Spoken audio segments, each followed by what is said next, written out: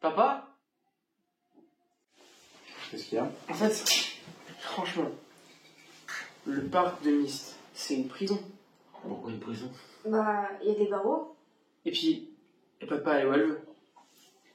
Myst, c'est un bébé. Pensez franchement que quand vous étiez petit, vous alliez où vous vouliez? Non, c'est vrai. Ça peut peut-être vous surprendre, mais quand vous étiez petit, vous aussi, vous aviez un parc. Et aujourd'hui, vous en avez toujours un. Quoi? Ouais, quand vous étiez petit, pour vous sécuriser, quand on ne pouvait pas vous surveiller complètement, vous alliez dans un parc. Et aujourd'hui, on appelle ça une chambre. Attends, non. Mais notre chambre, on peut sortir quand on veut. On parle là-dessus. Si t'es puni, tu sors quand tu veux, toi. Non. Mais, juste pour en revenir à ça, ça veut dire que du coup, le parc de Myst, c'est comme sa chambre. En fait, oui. Le parc, il a de nombreux intérêts, autant pour Myst que pour nous. Vous voulez que je vous explique? Ouais. Vas-y, avec plaisir.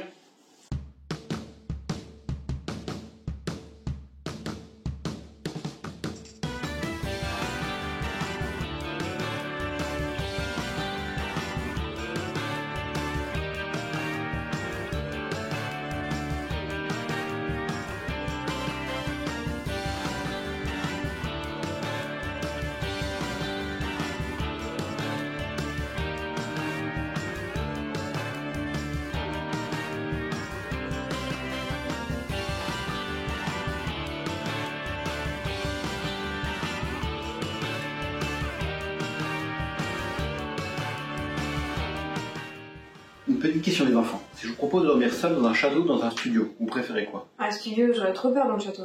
Ah non, ce sera génial.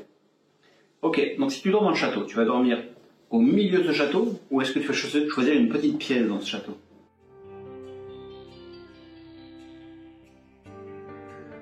Non, une petite pièce, effectivement. Ah oui, je préfère largement le studio. C'est normal. En fait, dans la nature, les animaux ne dorment pas au milieu de la forêt. Les hommes préhistoriques, ils dormaient dans une caverne.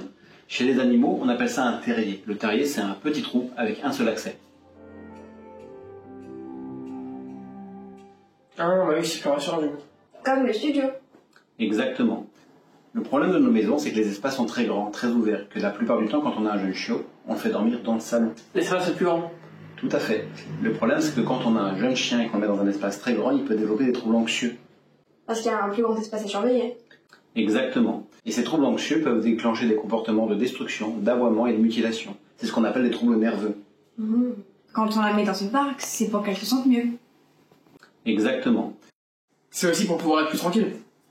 C'est pour avoir l'esprit tranquille. Quand on est parent et qu'on a un enfant dans un parc, c'est pour le sécuriser. Quand on ne peut pas toujours être vigilant. Quand on fait à manger, par exemple. Nos maisons regorgent de dangers. Il y a des produits ménagers, il y a des prises électriques. Un enfant, ça touche à tout. Et le chien, c'est pire. Sauf que lui, il met les dents. Exactement, c'est ça le problème. En plus, nos maisons, il y a plein d'objets qui ont de la valeur. Si on achète un canapé 500 €, on n'a pas envie qu'il le bouffe. Donc, en fait, on va avoir tendance à mettre le chien dans un parc pour le protéger lui, mais aussi nos objets.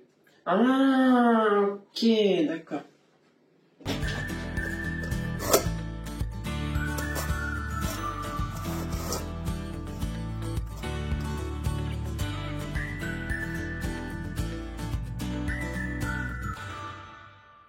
Est-ce qu'il y a d'autres intérêts à la cage? Il y a des intérêts éducatifs. Comment ça? Ça peut même aider le chiot à devenir propre. Ah bon? Oui, quand le chiot est petit, c'est sa mère qui va nettoyer le terrier quand ils font leurs besoins. Mais dès qu'il est assez grand en fait pour se mouvoir, elle va lui apprendre à s'éloigner du point de couchage et d'alimentation pour faire leurs besoins. C'est un comportement inné. Mais c'est quoi le rapport avec la cage? La cage a fait office de terrier. Ça veut dire que quand le chiot il est dedans et s'il fait ses besoins à l'intérieur, il a l'impression d'être sale. Il va avoir le sentiment de souiller. Donc il va faire tout son possible pour se retenir. Pour aider à l'apprentissage de la propreté, surveillez les signaux exprimés par votre chien.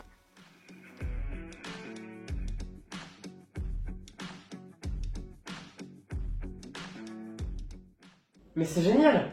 Du coup, c'est un super outil. Exactement, et c'est un outil qui n'est pas censé rester. Mais la plupart des chiens adorent leur cage parce qu'ils se sentent en sécurité. Comme moi dans ma chambre en fait. Exactement.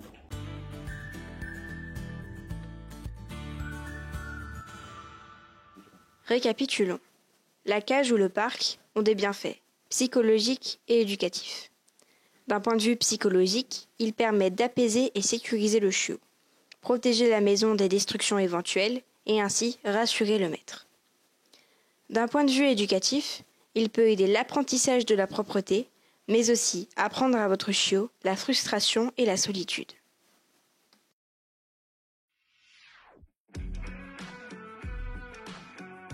La cage ou le parc n'empêche donc pas de passer de bons moments avec votre compagnon.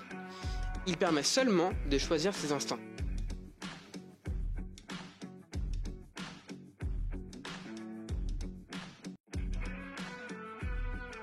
Bon, là il serait temps de l'emmener dans sa chambre. Faut qu'elle se calme. Faut qu'elle se calme.